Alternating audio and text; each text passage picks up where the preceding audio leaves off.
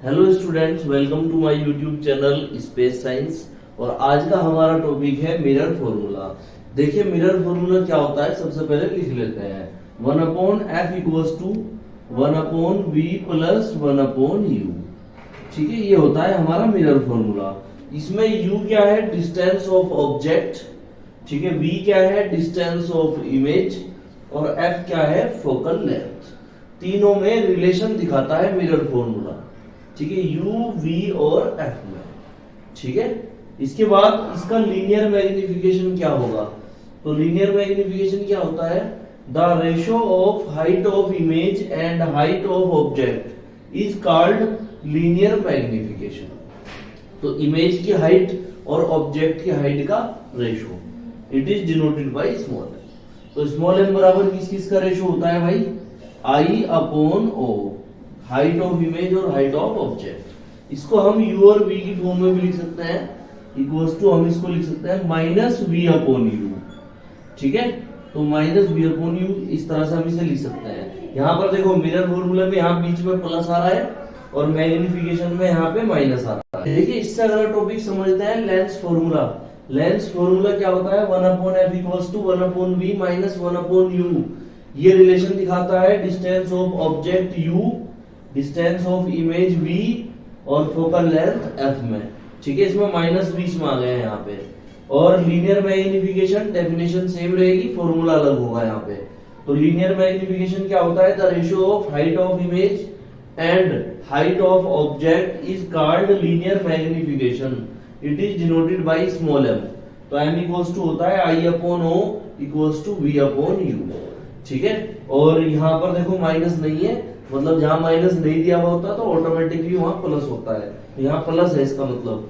ठीक है, तो यहाँ पर ये प्लस आएगा मैग्निफिकेशन में और बीच में लेंस फॉर्मूले में माइनस आएगा। देखिए यहाँ पर u है डिस्टेंस ऑफ ऑब्जेक्ट।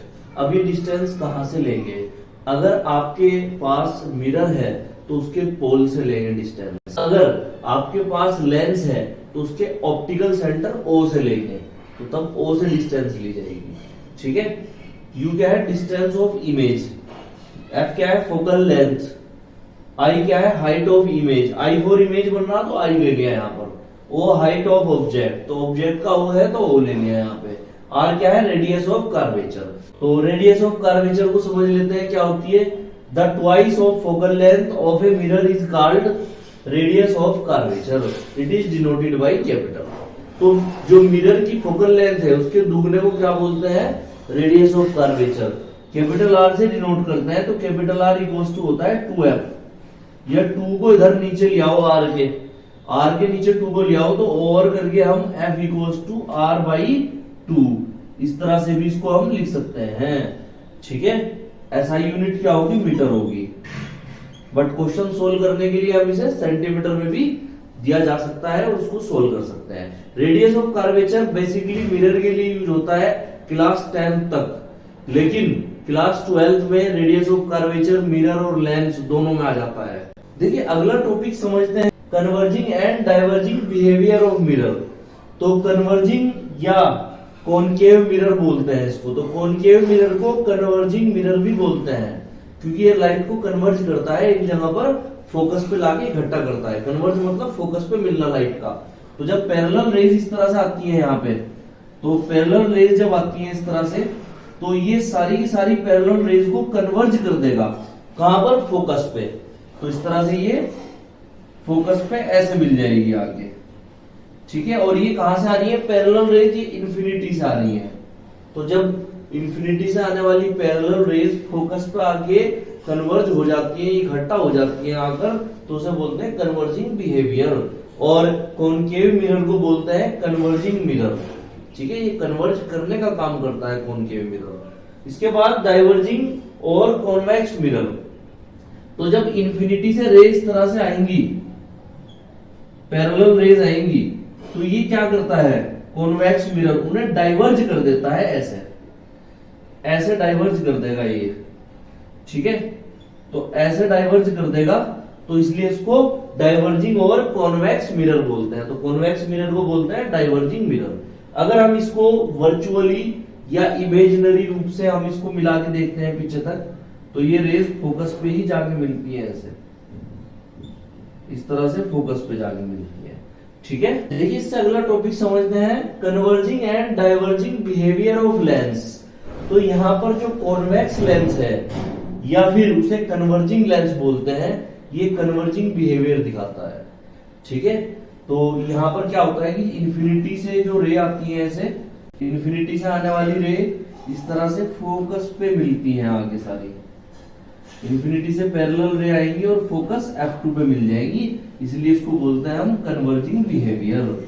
ठीक है, तो यहाँ पर कॉन्वेक्स लेंस आएगा, वहां पर कन्वर्जिंग बिहेवियर था कॉनकेव मिरर का। ठीक है, इसका इस तरह से यहाँ पे देखते हैं डाइवर्जिंग और कॉनकेव लेंस। तो ये डाइवर्जिंग बिहेवियर दिखाता है कॉनकेव लेंस, इन्फिनिटी से जो रे आएंगी इस तरह से, आने वाली रेज इस तरह से टकराएंगी और टकराने के बाद डाइवर्ज हो जाएंगी, ऐसे डाइवर्ज हो जाएंगी इस तरह से। ठीक है, जब इनको आप पीछे तक मिलाओगे तो ये ऑब्वियसली ये फोकस पर आके मिलेगी। ठीक है, तो यहां पर जो डाइवर्जिंग बिहेवियर है वो किसका है, वो है कॉनकेव लेंस का, या डाइवर्जिंग लेंस भी बोलते हैं। वहां पर कॉन्वेक्स मिरर दिखाता था डाइवर्जिंग बिहेवियर।